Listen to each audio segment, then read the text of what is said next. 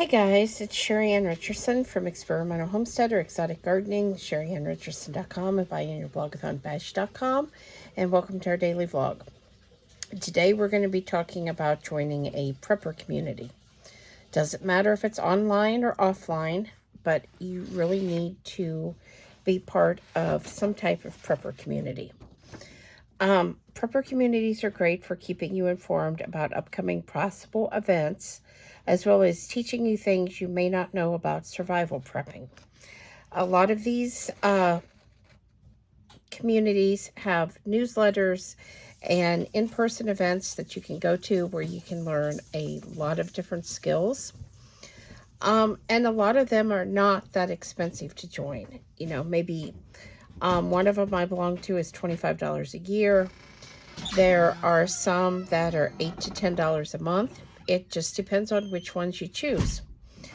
There are many people who join these communities and have plans to build homestead communities near one another. This really helps you to have people near where you live that can come together and help in the event of a short or long-term disaster. You might want to use a pin name on the forum or in person, and never give out your locations or specifics until you get to know people. What you need to remember is every time you share information with others, it puts you at risk for having your supplies stolen. Now, obviously, if you're going to work together, you need to get to know one another and you need to trust one another. But again, you don't necessarily have to give all of your information out the first time you meet somebody. That's never a good idea. Get together, learn about each other, find out how close to each other you live, become friends and good friends. And if you're doing all the sharing of the information, then you need to stop and think about that, because if they're not sharing any information back, they could just be there to find out who has supplies in their area, find out who they can rob in the event of a situation. The people that I have met through the events that I have gone to have all seemingly been good people who were interested in actually prepping and actually creating community. I've met a lot of other authors of prepping and survival books. I've met a lot of other speakers. I mean,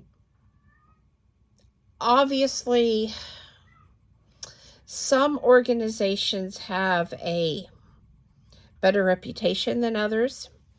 So, as with anything, don't give it all away. But get to know the people. Find out who in that group you can trust. And even if they do start sharing things, pay attention. Are they actually just sharing information that maybe they've read online, or, that they've picked up someplace, or are they actually sharing real information? Jeffrey is in here. We're talking about joining online and offline prepper communities. You have anything to say? He has nothing to say.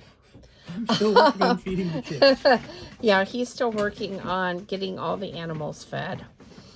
So like I said, use common sense, use some caution, get to know people, and especially in an online community. Sometimes when you're online, it's hard to tell. I know that I run a homesteading and prepping community over on Facebook that all of you are welcome to join. And we have a lot of people join. Sometimes people won't talk.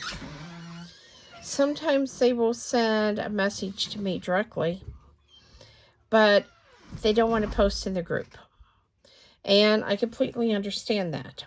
But it is a good group to be there to ask general questions to find out general information. But these people that, and I'm not saying I would never do this because I have certainly shared some things, but if you have a 600 square foot room and it is stocked floor to ceiling with supplies, you might really not want to share that.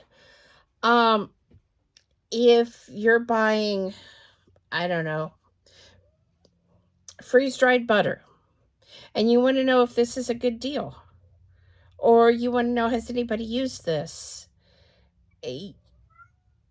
Those are okay things because maybe nobody knows. Did you buy it? Did you not buy it? If you want to know how to use freeze-dried food or dehydrated food, those kinds of questions where maybe you have it, maybe you don't. Those are all great things you can learn from being part of an online or offline community, prepper community.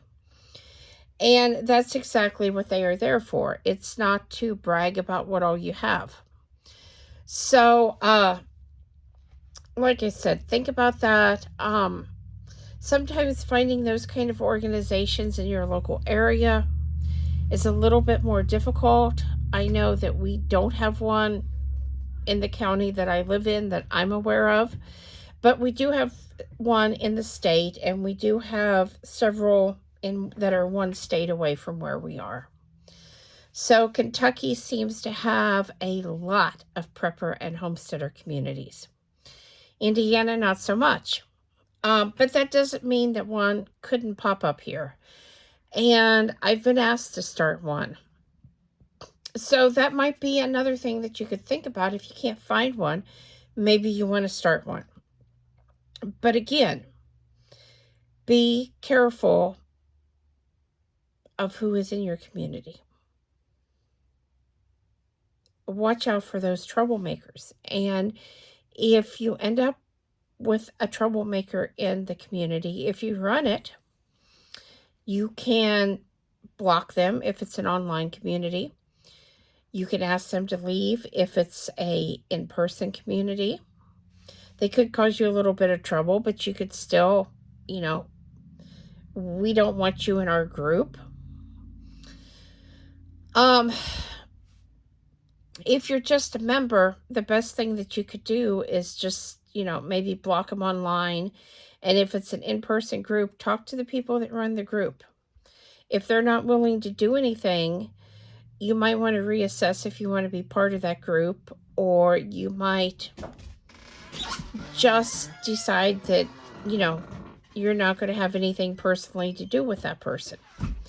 So again, these are all very personal decisions and things to think about. But having that community there to help you if something long-term or short-term should happen is very beneficial, because none of us are going to have every skill that we need. And having people that have other skills is the best way to survive, especially a long-term situation if you have to, because working together as a community is a lot easier than going it alone. So I think that's it for me today. Please subscribe, join our community. Thumbs up, thumbs down, comments below. Thanks for watching, and have a great night, everybody. We'll see you tomorrow with another daily vlog.